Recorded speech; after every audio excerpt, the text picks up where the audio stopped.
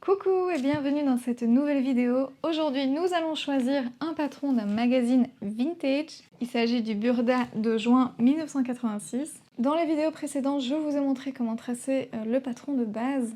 Et aujourd'hui, c'est la suite de cette série de vidéos, donc je vais vous montrer comment utiliser ce patron de base pour ajuster les patrons du commerce. Alors ce n'est pas un hasard que j'ai choisi un Burda des années 80, c'est parce qu'à l'époque, les patrons n'étaient pas déclinés dans toute la gamme de tailles qu'on connaît aujourd'hui. Dans les Burdas modernes, j'en ai un ici sous la main, vos patrons en général sont déclinés de la taille 36 jusqu'à la taille 44. Dans certains cas, vous avez aussi la taille 34. Et puis vous avez aussi les modèles plus, où là, les patrons sont déclinés de la taille 44 jusqu'au 52. Dans les années 80, ce n'était pas le cas. On va feuilleter le magazine ensemble pour que vous voyez, mais en général, les patrons étaient déclinés en une seule taille, voire deux tailles maximum. Et du coup, si votre taille était différente que celle proposée par le patron, eh bien, il fallait ajuster le patron à votre taille et à votre morphologie. Ce qui veut dire que nos grands-mères faisaient beaucoup plus d'ajustements de patrons que nous le faisons aujourd'hui. Et alors, les planches à patrons à l'époque, c'était génial. On n'y voyait que dalle. C'est pire qu'une carte routière. Et en plus, il n'y a que une ou deux tailles de patrons. Imaginez si vous avez sur cette même feuille tous les patrons déclinés de la taille 34 jusqu'au 44. Eh bien, c'est exactement ce qui s'est passé dans les années 90. C'est dans les années 90 que Burda a commencé à décliner les patrons dans toutes les tailles différentes. Et je sais pas ce que vous en pensez, mais ça n'a pas aidé. Et pour nous faciliter la vie, eh bien, aujourd'hui, Burda propose des planches à patrons qui sont beaucoup plus grandes pour que ça soit plus aéré et plus facile à trouver les pièces que vous voulez dans la taille que vous voulez. Du coup, avec un modèle dans ce magazine des années 80, je vais être obligée d'ajuster un patron à ma taille. Ma taille qui correspond à un 34 de Burda, eh bien, je peux vous dire qu'il n'y en a pas du tout. Il y a certains modèles en 36, donc c'est la taille qui se rapproche le plus. Et qui dit patron vintage dit machine à coudre vintage. Enfin, si elle fonctionne, et j'espère qu'elle fonctionne. Et si vous avez envie d'aller voir sa remise en état, du nettoyage au village, les premiers essais couture, le décès du moteur et le remplacement de celui-ci, je vous invite à aller voir tout ça dans ma dernière vidéo. On va maintenant feuilleter le Burda, donc pour le coup celui-ci est en espagnol. On se débrouillera comme on peut avec les explications. Et comme je vous expliquais, la taille des patrons sont très limitées. Donc ici, par exemple, vous avez des patrons en taille 38-40. Ici, vous l'avez en taille 36 et en taille 40. Donc vous avez à chaque fois deux tailles par patron.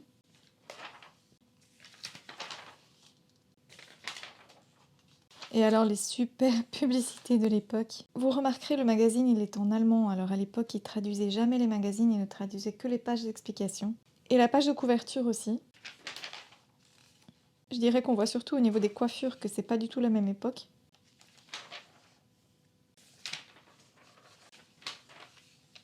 Joli petit haut ici aussi. N'hésitez pas à me dire si un modèle qui vous plaît et que vous auriez aimé coudre si jamais vous aviez le magazine. Par contre, cette mode des tenues complètement faites dans des tissus éponges, je sais pas vous, mais ça, je suis assez contente que ça revienne pas.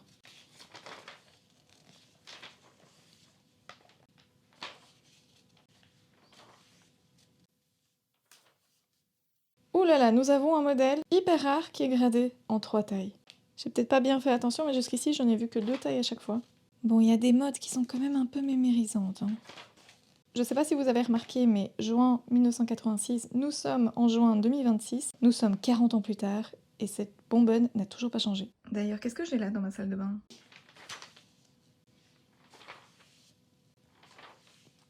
Je pense que ça n'arrive plus, ça, dans Burda, d'avoir des poitrines nues. Je suis pas 100% certaine si YouTube accepte, donc dans le doute, je vais la flouter.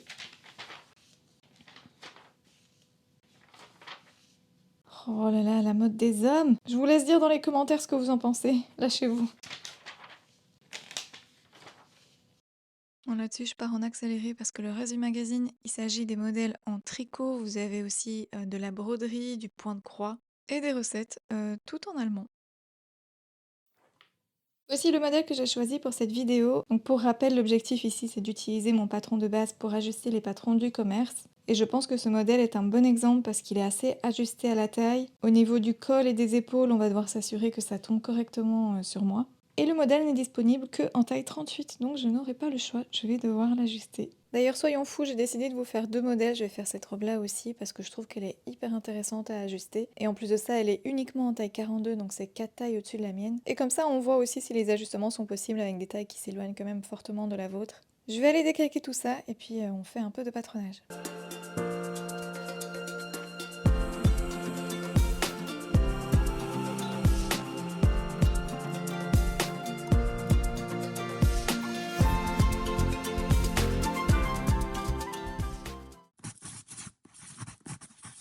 On va commencer par ce modèle-ci. Donc j'ai déjà décalqué les patrons.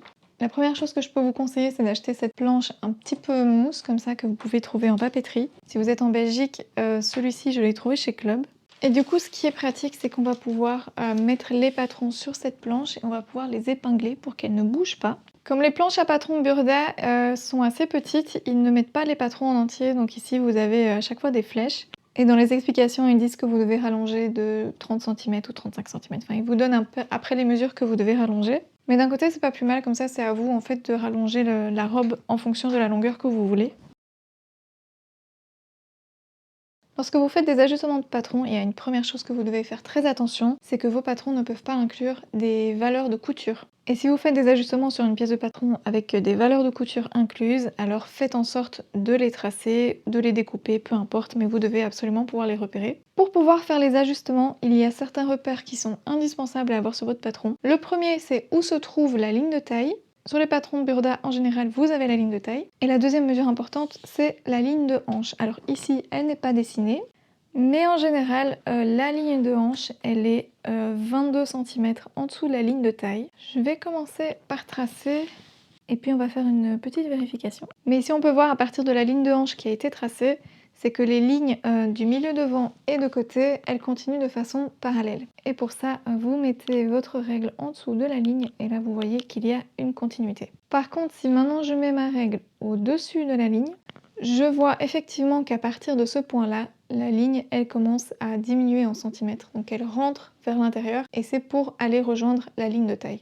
Donc en 1986, la ligne de hanche était déjà 22 cm en dessous de la ligne de taille, comme mesure standard évidemment. Ensuite, nous allons prendre le dos. Et donc ici, ce qu'on va faire, c'est qu'on va rejoindre les deux patrons pour que la ligne d'emmanchure soit continue. Et là où on va devoir faire très attention, c'est que le milieu dos et le milieu devant doivent être parfaitement parallèles. Et si vous n'avez pas de repère facile sur vos pièces, vous pouvez tout simplement tracer un droit fil. Et en fait, c'est le droit fil d'une pièce va devoir être parallèle au droit fil de l'autre pièce. On fait joindre les emmanchures, une punaise pour les tenir ensemble. Et maintenant, je vérifie que les droits fils de mes deux pièces sont parallèles. Et une fois que vous êtes satisfait, on vient mettre une deuxième punaise pour tenir le tout. Et maintenant, on peut prolonger la ligne de taille du devant sur le dos, en faisant attention que celle-ci soit perpendiculaire au milieu dos. Et on fait pareil avec la ligne de hanche. À partir de là, quand vous faites des modifications de patronage, il va y avoir deux types de mesures qui vont être importantes. Les plus importantes, ce sont les mesures verticales. Vous allez devoir vous assurer que la distance entre la ligne de taille et la ligne de hanche et la distance entre la ligne de taille et le point, ce qu'on appelle le point HPS, du patron du commerce correspondent à cette distance sur le patron de base. Qu'est-ce que le point HPS exactement? C'est l'intersection entre l'encolure et la ligne d'épaule. Donc c'est vraiment à ce niveau-ci. Et lorsque vous voulez identifier la longueur d'une pièce de buste, vous allez devoir mesurer les pièces de patron de la ligne de taille jusqu'à ce point HPS ou la ligne d'épaule, parce que c'est cette distance-ci qui va faire que votre buste est plus long ou plus court. On ne se fie jamais à l'encolure parce que ça, dépendant du modèle, vous pouvez avoir une encolure qui est plus haute, une encolure qui est plus basse, voire un décolleté plongeant jusqu'au nombril. Donc toujours la ligne d'épaule. Et pour ça, vous allez prendre vos patrons de base, devant et dos, que vous allez fixer sur cette petite planche mousse. Je vais commencer sur le dos. Et alors, première chose que je vais faire, en faisant correspondre milieu dos sur milieu dos, la ligne de taille, on va la faire correspondre avec la ligne de taille du patron de base. Et là, on peut déjà épingler. La première chose que je vois, c'est que la distance entre la ligne de taille et la ligne d'épaule est beaucoup trop grande comparée à la ligne d'épaule de mon patron. Sur le site de Burda, je vous mettrai le lien en barre d'infos, mais vous avez une petite explication sur comment réduire ou augmenter les patrons en fonction de votre stature. Ça donne une première indication de où vous devez faire les modifications. Et donc sur le buste, il y a une première ligne qu'on va venir découper, qui se trouve entre la ligne de taille et on va dire le sous-bras. Et ensuite, vous avez une deuxième ligne que vous pouvez découper qui se trouve au niveau de la carrure. Il vous donne aussi de combien vous devez changer. Maintenant, ça, c'est encore une fois les mesures standards. Donc ça, on ne va pas forcément suivre.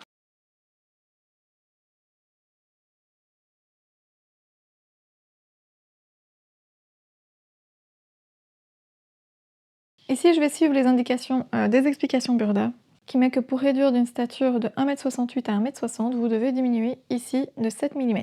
Étant donné que je fais 1,60 m, la ligne de carrure, c'est toujours un peu délicat, donc c'est mieux de ne pas trop enlever à ce niveau-ci.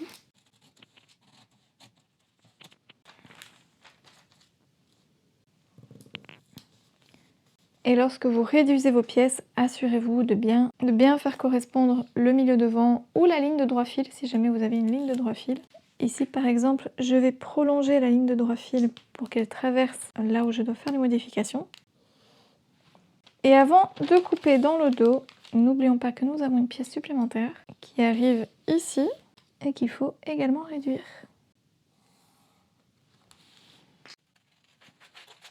Avant de réduire, j'aurais dû tracer un droit fil. C'est pas grave, je le fais tout de suite.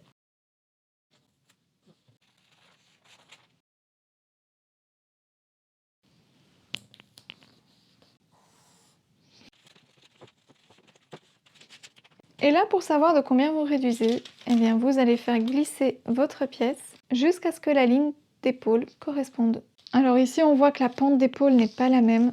Et on va corriger ça après. Donc là, pour le coup, je vais faire correspondre le haut de l'emmanchure. De là, j'en profite pour retracer la ligne d'épaule et la faire correspondre à la ligne d'épaule de mon patron. Et ici, on fait exactement la même chose. Vous allez faire glisser votre pièce le long du droit fil et faire correspondre la ligne d'épaule. Et le dernier endroit où je vais modifier, c'est au niveau de la ligne de hanche. Donc la ligne de hanche de mon patron de base, il est à ce niveau-ci. Et donc là, je vais simplement découper sur la ligne de hanche et je vais le faire correspondre à la ligne de hanche de mon patron. Et je vais faire la même chose sur le dos. Voilà pour les mesures verticales, donc en modifiant cela, vous pouvez déjà avoir un vêtement qui tombe beaucoup mieux. À ne pas oublier quand vous faites des modifications, vous devez bien retracer les courbes là où il faut les retracer.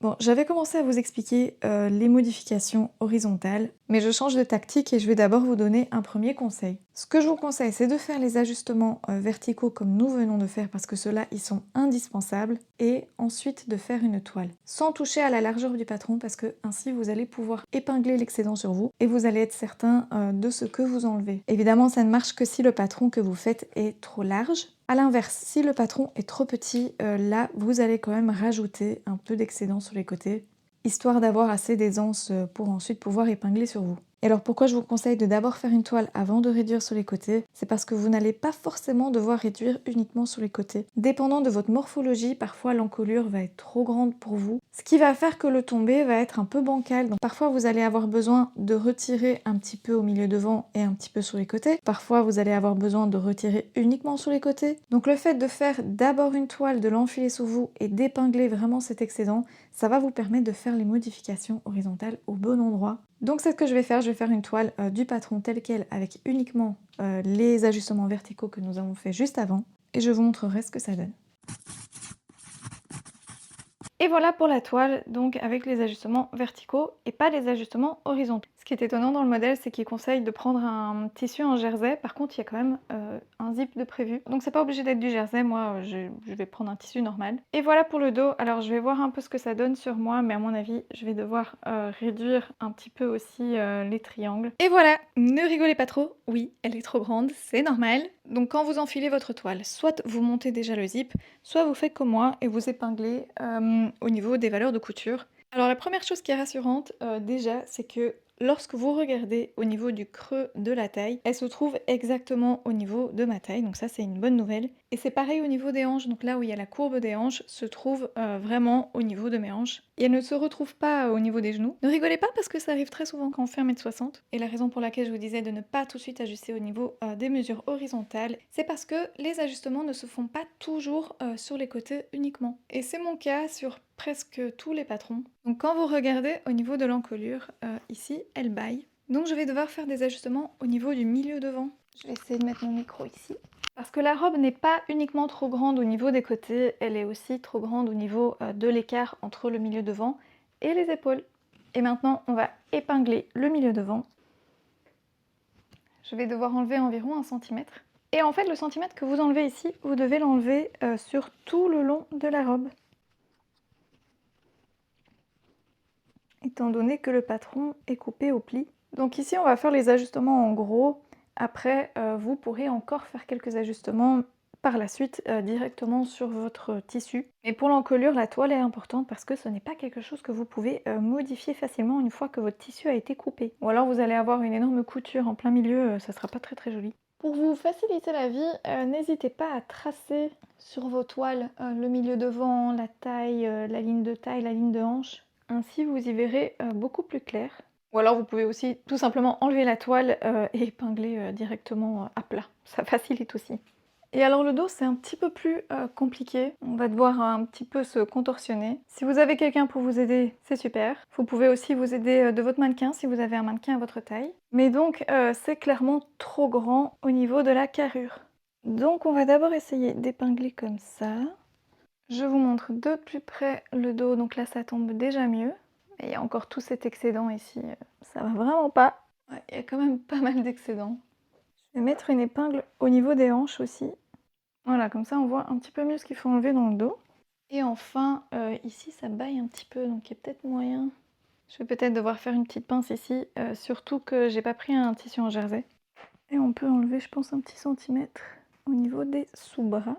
Ça donne quoi sur une chaise? Ça tire un peu quand même. Trop enlevé au niveau des hanches. Faites toujours le test pour vous asseoir.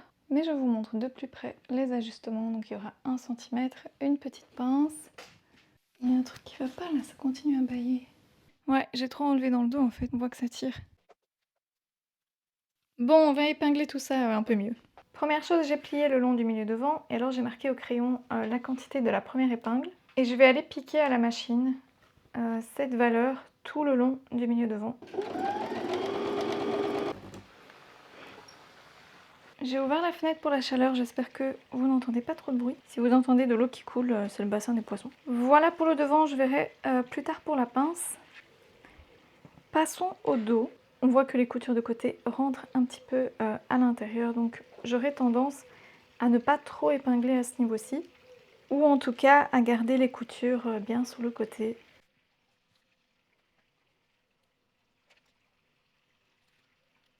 Et donc on marque plus ou moins ce qu'on voudrait enlever. Et je vais faire comme pour le devant, je vais enlever tout le long. Et je vais piquer partout à 1,5 cm. Donc en piquant, la pointe va se retrouver plus haute, mais ça on pourra le corriger par la suite sur le patron en creusant un petit peu plus à ce niveau-ci.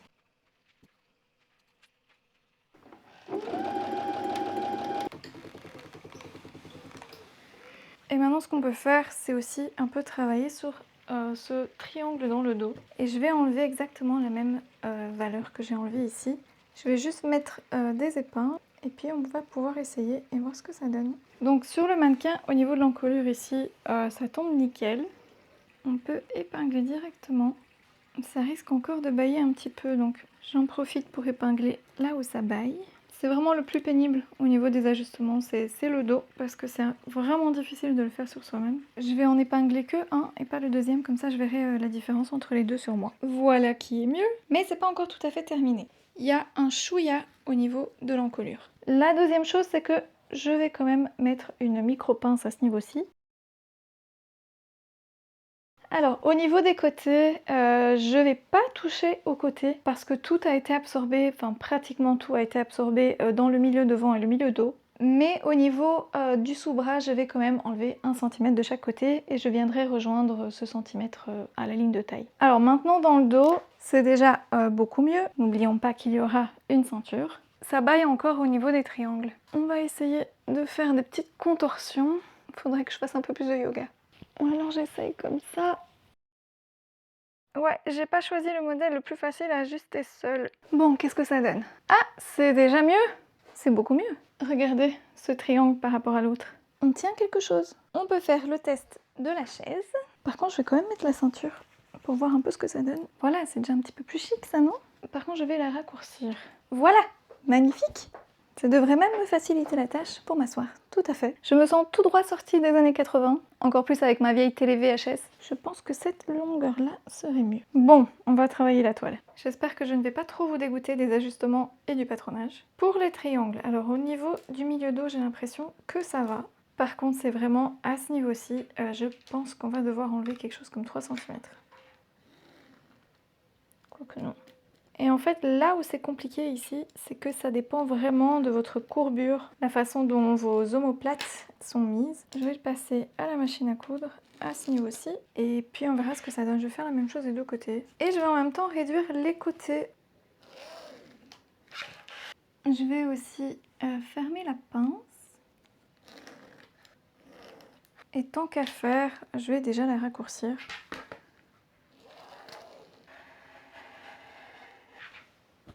Ok, c'est parti pour la machine et le réessayage. Voilà la finalité. Ce petit excédent dans le col me dérange quand même, donc je vais quand même épingler. Voilà, donc là c'est bien plaqué. Et en fait, ce que je vais faire sur le patron, je vais venir faire des petites pinces que je vais connecter à la pince de poitrine. Donc comme ça va absorber cet excédent-là dans la pince de poitrine. Au niveau de la longueur, je vais laisser comme ça, c'est plutôt pas mal. Les emmanchures, on voit que ça tombe bien. Et le dos, ça va beaucoup mieux, mais bon, ça tombe pas encore hyper nickel, donc voilà, j'ai encore quelques ajustements à faire je pense, mais sinon on n'est pas trop loin du résultat final. Je sens qu'il y en a plein qui vont décrocher, mais en même temps je pense que vous n'allez pas faire énormément d'ajustements de patron en partant d'un patron qui est 4 tailles au-dessus de la vôtre. En général on choisit quand même la taille la plus proche, donc vous aurez certainement moins de galères que moi. Mais comme ça, vous voyez que c'est possible. Si jamais vous avez un patron qui est une taille beaucoup plus grande que la vôtre, c'est quand même possible. J'espère juste que vous n'aurez pas des dos comme ça. Et pour vous montrer le tissu que j'ai choisi ce kaki.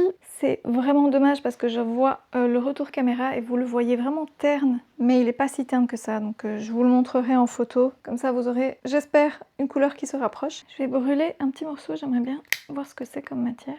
Polyester. Ça a fondu et ça pue le pétrole. C'est un tissu que j'ai reçu d'une des couturières à la retraite, évidemment. Et maintenant que votre toile est prête, on va reporter tout ça sur nos patrons. Le milieu devant, j'ai enlevé 1,3 cm.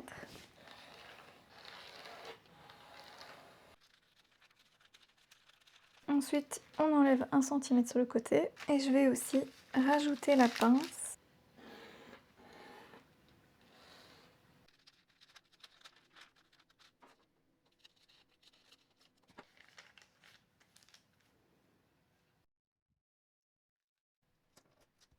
Et alors au niveau de la longueur totale, je vais mesurer par rapport à l'encolure.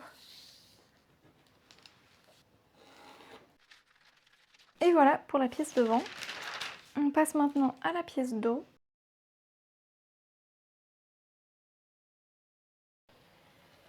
Je vous zoome un petit peu pour le dos, donc je vais déplacer la pointe pour qu'elle soit exactement au même endroit sur le nouveau milieu dos.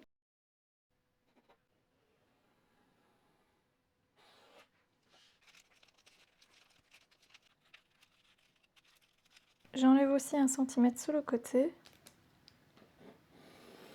Et donc maintenant au niveau du triangle, parce que c'est ça qui pose problème pour le moment. Ici j'ai placé ma pièce dos pour que le milieu corresponde à cette ligne-là. Et on voit qu'ici le milieu dos est quand même fort éloigné. Il est censé être à ce niveau-ci. Je vais juste retracer le triangle. Et il ne me reste plus qu'à raccourcir la pièce dos. Maintenant que j'ai toutes mes pièces, voyons voir ce que ça donne par rapport au patron de base. Pour le devant, vu qu'on a enlevé au milieu devant et qu'on a eu cette pince qui a fait un peu bouger l'encolure devant, on va devoir retracer la ligne d'épaule, donc on va devoir rajouter un petit peu ici. Mais sinon ça tombe plutôt bien et à ce niveau-ci aussi. Je vais prendre une feuille de papier un peu plus grande, vous allez voir pourquoi. Je vais tracer l'entièreté de ma ligne d'épaule. Je vais prendre cette pièce-ci et je vais la faire correspondre sur la ligne d'épaule du dos. Et quand je vais placer ma pièce dos sur mon patron de base, je vois qu'en fait, mon épaule est décalée. Et ça va pas du tout. Et donc là, ce que je suis tentée de faire, c'est qu'on avait vu pour le dos, chez moi, ça baille un petit peu. Donc on pourrait se faire une petite pince à ce niveau-ci qu'on va venir fermer pour déplacer la ligne d'épaule et en même temps réduire à ce niveau-ci. Je prends peut-être un risque de faire ainsi, mais ça me semble plutôt logique. De toute façon, on verra bien sur le tissu ce que ça donne. Et je retrace ma ligne d'épaule. Bon, du coup, le triangle sera un petit peu réduit aussi. Donc, je vais le réduire au niveau du cran. Et voilà mes 3 pièces. Donc, c'est parti pour le tissu. Et puis, je vous retrouve pour le résultat.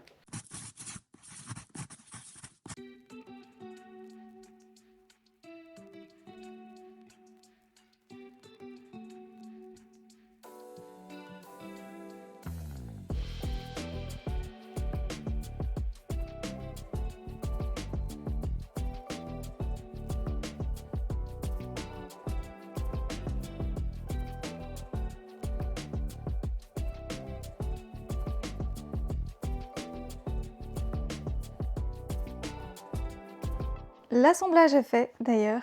J'ai mis un petit morceau de wax pour que ça fasse pas trop tout uni. Mais maintenant c'est le moment de vérité. C'est parti pour l'essayage. Tadam! Et on est franchement pas trop mal. Hein. Avec la petite ceinture, ça sera encore mieux.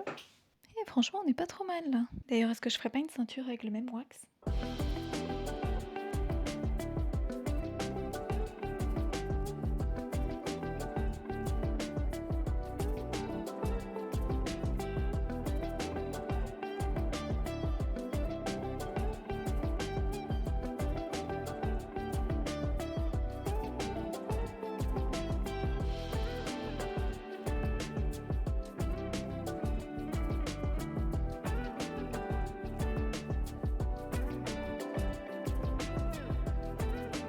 Je suis pas satisfaite de comment les triangles tombent dans le dos. Donc, tu vas prendre les épingles, tu vas me mettre les triangles plaqués sur mon dos.